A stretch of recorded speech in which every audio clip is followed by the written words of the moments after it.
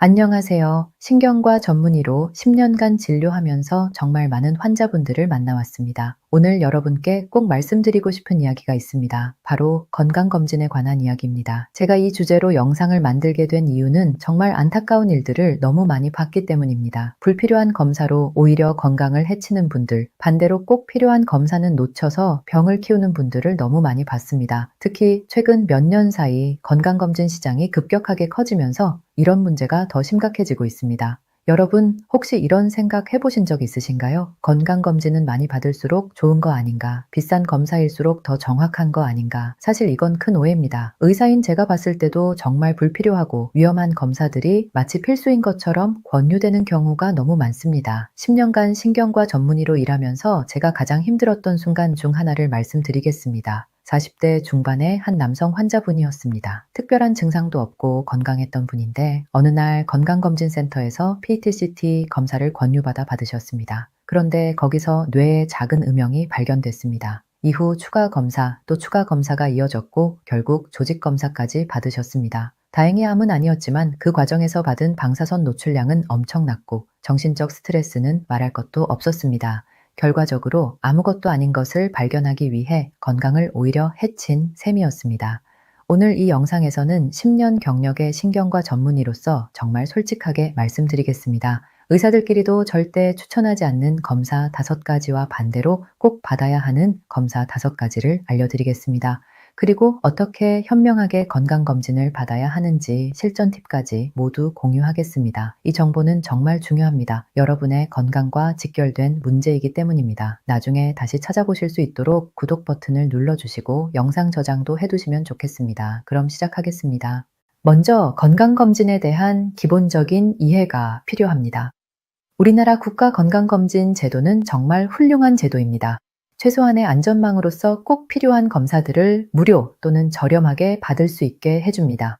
기본적인 혈액검사, 소변검사, 흉부 엑스레이, 위내시경 같은 검사들입니다. 이런 국가검진은 반드시 받으셔야 합니다. 하지만 여기서 오해하시면 안 되는 게 있습니다. 국가검진만으로 모든 질병을 다 발견할 수 있는 건 아닙니다. 그래서 많은 분들이 추가 검진을 받으시는데 문제는 여기서 시작됩니다. 어떤 검사를 추가로 받아야 하는지 모르고 검진센터에서 권하는 대로 다 받다 보면 불필요한 검사를 받게 되는 겁니다.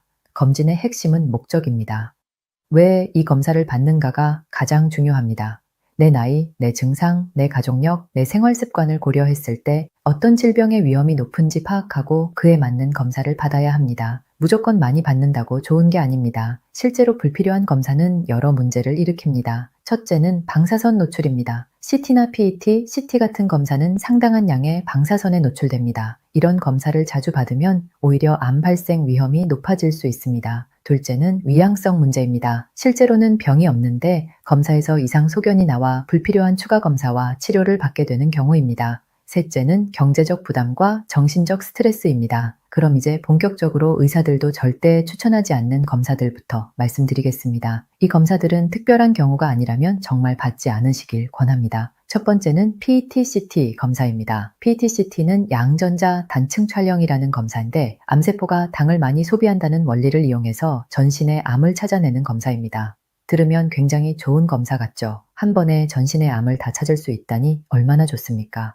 하지만 이 검사에는 심각한 문제들이 있습니다. 첫째, 방사선 노출이 어마어마하게 큽니다. 한 번 촬영하면 일반인이 1년 동안 자연적으로 받는 방사선 양의 여러 배를 한 번에 받습니다. 매년 이런 검사를 받는다고 생각해 보세요. 암을 찾으려다 오히려 암을 만드는 격입니다. 둘째, 위양성이 너무 많습니다. 암이 아닌 단순 염증이나 최근에 운동을 했거나 근육을 많이 쓴 부위도 당을 많이 소비하기 때문에 밝게 나타납니다. 그러면 이게 암인지 아닌지 확인하기 위해 또 다른 검사를 해야 합니다. CT를 찍고 MRI를 찍고 심하면 조직검사까지 합니다. 결국 아무것도 아닌 걸로 판명되지만 그 과정에서 받는 스트레스와 추가 방사선 노출, 비용은 어마어마합니다. 셋째, 너무 민감해서 문제입니다. 몸속에 있는 아주 작은 변화까지 다 잡아냅니다. 문제는 이런 미세한 변화들이 평생 아무 문제를 일으키지 않고 사라지는 경우가 대부분이라는 겁니다. 그런데 일단 발견되면 계속 추적해야 하고 환자는 불안에 시달리게 됩니다. PET-CT는 이미 암 진단을 받은 환자에서 암이 다른 곳으로 퍼졌는지 확인하거나 치료 후 재발 여부를 확인할 때는 정말 유용한 검사입니다. 하지만 건강한 사람이 암을 조기 발견하겠다고 받는 검사로는 절대 적합하지 않습니다. 득보다 실이 훨씬 큽니다. 두 번째는 복부 CT를 무분별하게 정기적으로 찍는 것입니다. 복부 CT도 상당한 방사선 노출이 있습니다. 게다가 대부분 조영제를 사용하는데 이 조영제가 신장에 부담을 줄 수 있습니다. 특히 신장 기능이 좋지 않은 분들은 조영제 때문에 신장 기능이 더 나빠질 수 있습니다. 복부 CT가 필요한 경우가 있습니다. 복부에 증상이 있거나 간이나 췌장 질환의 가족력이 강하게 있는 경우 또는 이미 알려진 질환을 추적하는 경우입니다. 하지만 아무 증상도 없고 특별한 위험 요인도 없는데 그냥 불안하다는 이유로 매년 복부 CT를 찍는 건 정말 위험한 일입니다.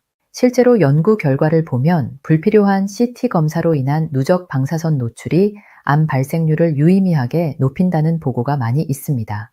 특히 젊은 사람일수록 방사선에 더 민감하기 때문에 더 조심해야 합니다. 복부를 검사하고 싶다면 복부 초음파가 훨씬 안전하고 효과적입니다. 초음파는 방사선 노출이 전혀 없고 간, 담낭, 신장, 비장, 췌장 등을 충분히 잘 볼 수 있습니다. 물론 CT만큼 세밀하게 보이지는 않지만 대부분의 중요한 병변은 초음파로 충분히 발견할 수 있습니다. 세 번째는 뇌 MRI를 불필요하게 자주 반복하는 것입니다. 신경과 전문의로서 이 부분은 정말 강조하고 싶습니다. 뇌 MRI는 방사선 노출은 없습니다. 하지만 비용이 만만치 않고 무엇보다 불필요하게 자주 찍을 이유가 없습니다. 많은 분들이 두통이 있다거나 기억력이 약간 떨어지는 것 같다는 이유로 매년 뇌 MRI를 찍습니다. 하지만 단순 두통이나 나이에 따른 자연스러운 기억력 감퇴로 뇌 MRI를 매년 찍을 필요는 전혀 없습니다. 뇌 MRI가 필요한 경우는 분명합니다. 갑작스럽게 심한 두통이 생겼거나 의식 변화가 있거나 신경학적 이상 증상이 있을 때입니다. 또는 뇌동맥류 같은 가족력이 있는 경우 한 번 정도 검사해 보는 것은 의미가 있습니다. 하지만 특별한 증상이나 가족력 없이 그냥 불안하다는 이유로 매년 찍는 건 의미가 없습니다. 뇌 영상 검사는 한 번 찍으면 최소 몇 년은 유효합니다. 뇌에 문제가 생기면 증상이 나타나기 마련입니다. 증상 없이 매년 검사할 필요가 없다는 겁니다. 네 번째는 암 표지자 검사를 단독으로 선별 검사 목적으로 사용하는 것입니다.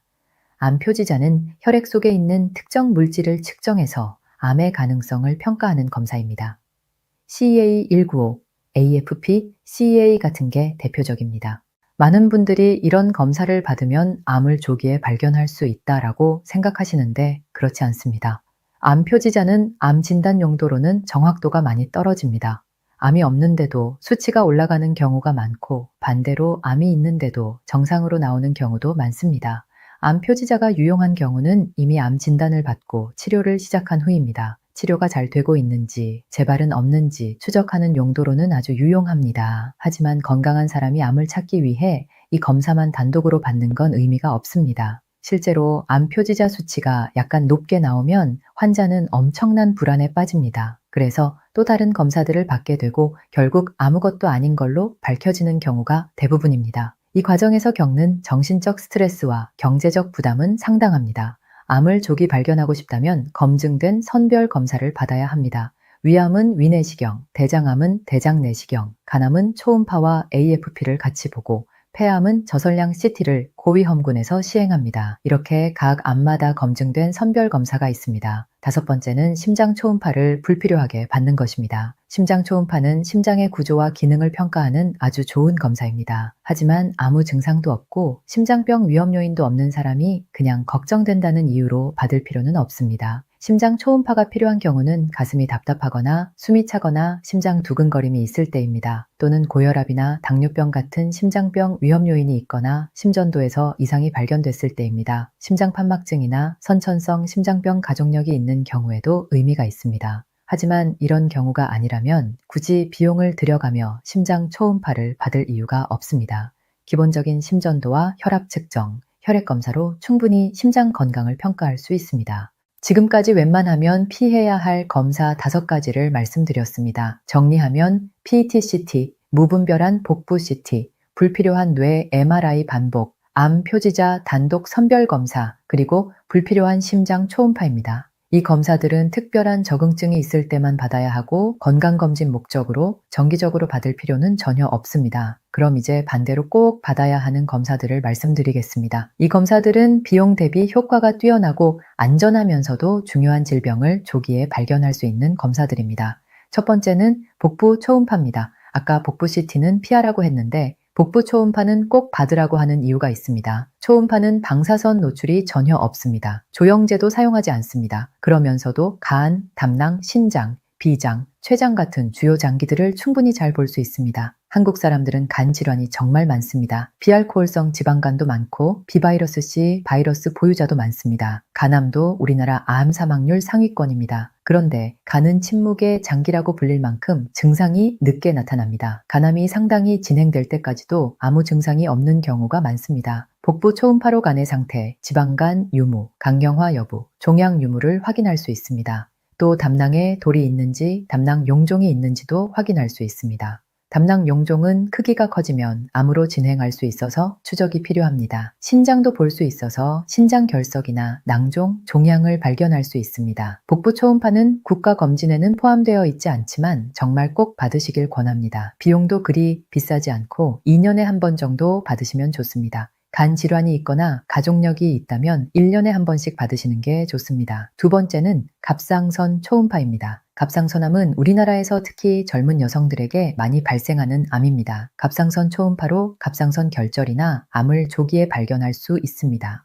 갑상선암은 대부분 예후가 좋은 암입니다. 조기에 발견해서 치료하면 완치율이 아주 높습니다. 하지만 발견이 늦어지면 주변 조직으로 퍼져서 치료가 어려워질 수 있습니다. 갑상선 초음파도 방사선 노출이 없고 안전합니다. 갑상선 초음파는 3년에서 4년에 한 번 정도 받으시면 좋습니다. 갑상선 결절이 이미 발견된 경우나 갑상선 질환 가족력이 있는 경우는 더 자주 받아야 할 수 있습니다. 젊은 여성분들은 특히 관심을 가지시길 바랍니다. 세 번째는 뇌 MRA 또는 MRI를 한 번은 받아보시라는 겁니다. 아까 불필요하게 자주 반복하지 말라고 했지만 평생 한 번도 안 찍는 것도 권하지 않습니다.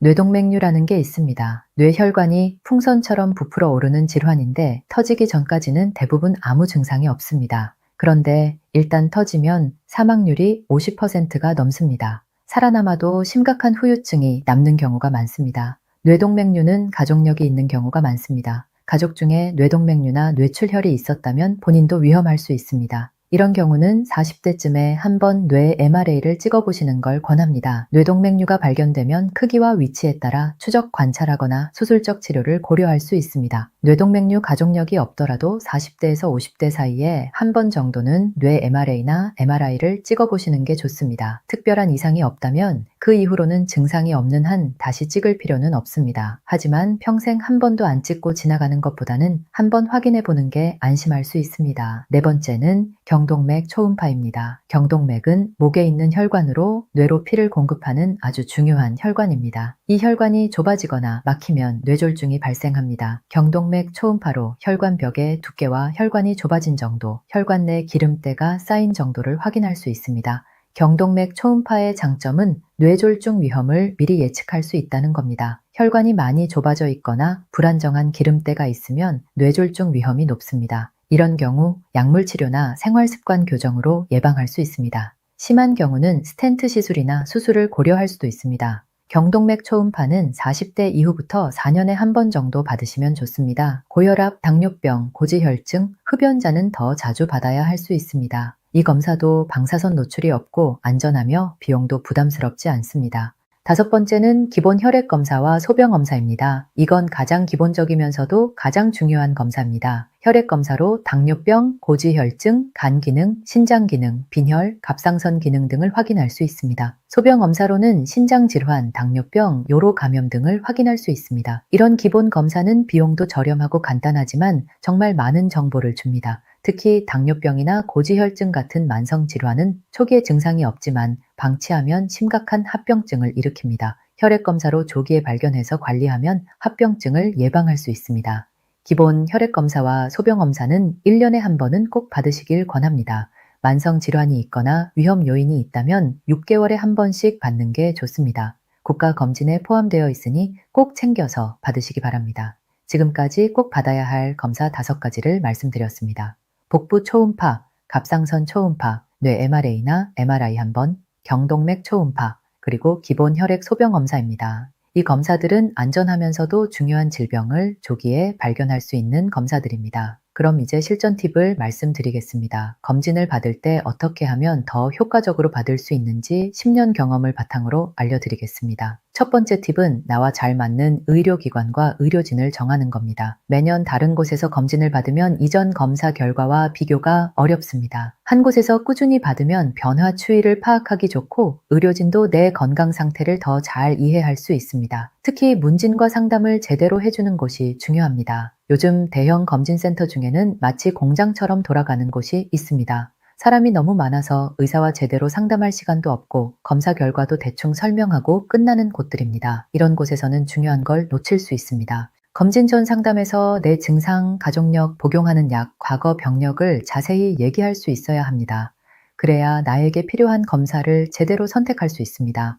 검진 후에도 결과를 자세히 설명 듣고 궁금한 점을 물어볼 수 있어야 합니다. 두 번째 팁은 검진 시즌을 피하는 겁니다. 보통 연말이나 연초에 검진센터가 너무 붐빕니다. 사람이 많으면 아무래도 꼼꼼하게 보기 어렵고 대기 시간도 길어집니다. 가능하면 3월에서 10월 사이, 그 중에서도 평일 오전에 예약하는 게 좋습니다. 세 번째 팁은 검사 전 준비를 철저히 하는 겁니다. 혈액 검사를 위해 금식 시간을 지켜야 하고 복용하는 약이 있다면 미리 의료진에게 알려야 합니다. 특히 당뇨약이나 혈압약은 검사 당일 복용 여부를 확인해야 합니다. 또 검사 전날 과음이나 과로는 피해야 정확한 결과를 얻을 수 있습니다. 여성의 경우 생리기간을 피해서 예약하는 게 좋습니다. 소변검사나 자궁경부암 검사에 영향을 줄 수 있기 때문입니다. 임신 가능성이 있다면 반드시 미리 알려야 합니다. 방사선 검사는 피해야 하기 때문입니다. 네 번째 팁은 검사 결과를 꼼꼼히 확인하고 보관하는 겁니다. 검진 결과지를 받으면 잘 보관해 두셔야 합니다. 나중에 다른 병원에 갈 때나 다음 검진 때 이전 결과와 비교할 수 있습니다. 요즘은 전자 파일로도 받을 수 있으니 클라우드에 백업해 두시면 좋습니다. 결과지에서 이상 소견이 있으면 반드시 재검사나 정밀 검사를 받아야 합니다. 귀찮다고 미루다가 병을 키우는 경우가 많습니다. 특히 암 의심 소견이나 심각한 이상이 있을 때는 빨리 전문의 진료를 받아야 합니다.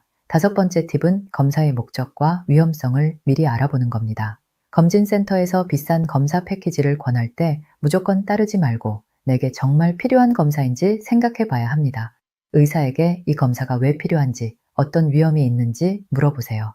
특히 방사선 검사를 받을 때는 꼭 필요한지 확인해야 합니다. 조영제를 사용하는 검사라면 신장 기능은 괜찮은지, 조영제 부작용 경험은 없는지 확인해야 합니다. 이런 정보를 미리 알고 있으면 더 안전하게 검사를 받을 수 있습니다. 여섯 번째 팁은 증상이 있을 때는 검진을 기다리지 말고 바로 병원에 가라는 겁니다. 많은 분들이 증상이 있는데도 다음 검진까지 기다리는 경우가 있습니다. 이건 정말 위험합니다. 검진은 증상이 없을 때 질병을 조기 발견하기 위한 겁니다. 증상이 있다면 검진이 아니라 진료를 받아야 합니다. 특히 가슴 통증, 호흡곤란, 심한 두통, 의식 변화, 편측 마비나 감각 이상 같은 증상은 응급 상황일 수 있습니다. 이럴 때는 바로 응급실에 가야 합니다. 복통, 혈변, 혈뇨, 지속되는 기침, 의도하지 않은 체중 감소 같은 증상도 빨리 병원에 가서 확인해야 합니다. 일곱 번째 팁은 가족력을 정확히 파악하는 겁니다. 부모님이나 형제자매 중에 어떤 질병이 있었는지 알아두면 검진 계획을 세우는데 큰 도움이 됩니다. 특히 암, 심혈관 질환, 뇌혈관 질환, 당뇨병 같은 주요 질환의 가족력은 꼭 확인해야 합니다. 가족력이 있는 질환은 발병 위험이 높기 때문에 더 일찍부터 더 자주 검사를 받아야 합니다. 예를 들어 대장암 가족력이 있으면 일반적으로 50세부터 시작하는 대장 내시경을 40세부터 시작하고 더 자주 받아야 합니다. 여덟 번째 팁은 생활습관 개선을 병행하는 겁니다. 검진만 열심히 받는다고 건강이 보장되는 건 아닙니다. 검진 결과가 좋게 나와도 나쁜 생활습관을 계속하면 결국 병에 걸립니다. 금연, 절주, 규칙적인 운동, 균형 잡힌 식사, 충분한 수면, 스트레스 관리가 기본입니다. 특히 검진에서 경계 수치가 나왔다면 이건 경고 신호입니다. 아직 병은 아니지만 방치하면 병이 될 수 있다는 뜻입니다. 이럴 때 생활 습관을 바꾸면 정상으로 되돌릴 수 있습니다. 약을 먹기 전에 생활 습관부터 바꿔보세요. 아홉 번째 팁은 만성 질환이 있다면 더 자주, 더 꼼꼼히 검진받으라는 겁니다. 당뇨병, 고혈압, 고지혈증 같은 만성 질환이 있으면 합병증 위험이 높습니다. 혈당, 혈압, 콜레스테롤 수치를 주기적으로 확인하고 잘 조절해야 합니다. 당뇨병이 있으면 망막검사, 신장기능검사, 신경검사를 정기적으로 받아야 합니다. 고혈압이 있으면 심장과 신장 기능을 확인해야 합니다. 만성질환 관리가 잘 안 되면 검진 주기를 더 짧게 가져가야 합니다. 10번째 팁은 검진 결과를 이해하고 질문하는 겁니다.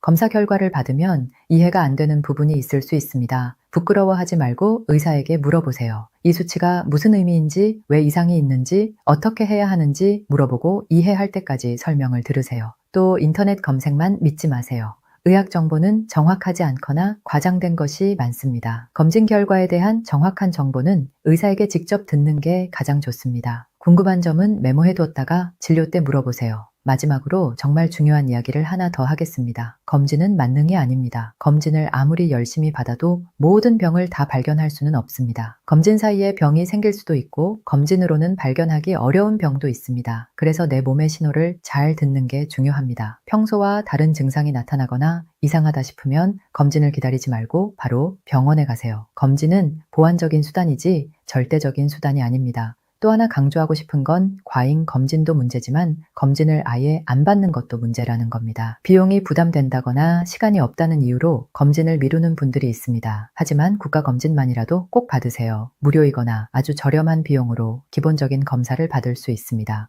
국가검진에서 이상이 나오면 추가 검사가 필요할 수 있습니다. 이때도 비용 때문에 망설이지 마세요. 조기 발견하면 치료가 훨씬 쉽고 비용도 적게 듭니다. 늦게 발견하면 치료가 어렵고 비용도 훨씬 많이 듭니다. 건강검진은 투자입니다. 이제 정리를 해보겠습니다. 오늘 제가 말씀드린 핵심은 4가지입니다. 첫째, 국가건강검진은 필수입니다. 최소한의 안전망이므로 꼭 받으세요. 둘째, 검진은 목적이 중요합니다. 내 나이, 증상, 위험 요인에 맞는 검사를 선택하세요. 셋째, 검사 남발은 해롭습니다. PET-CT, 무분별한 복부 CT, 불필요한 뇌 MRI 반복, 암 표지자 단독 검사, 불필요한 심장 초음파는 피하세요. 넷째, 꼭 필요한 검사는 꼭 받으세요. 복부 초음파, 갑상선 초음파, 뇌 혈관 검사 1번, 경동맥 초음파, 기본 혈액 소변 검사는 정기적으로 받으세요. 검진은 여러분 건강을 지키는 중요한 도구입니다. 하지만 도구를 어떻게 사용하느냐가 중요합니다. 무조건 많이 받는다고 좋은 게 아니고 비싼 검사가 더 좋은 것도 아닙니다. 나에게 필요한 검사를 적절한 시기에 받는 게 가장 중요합니다.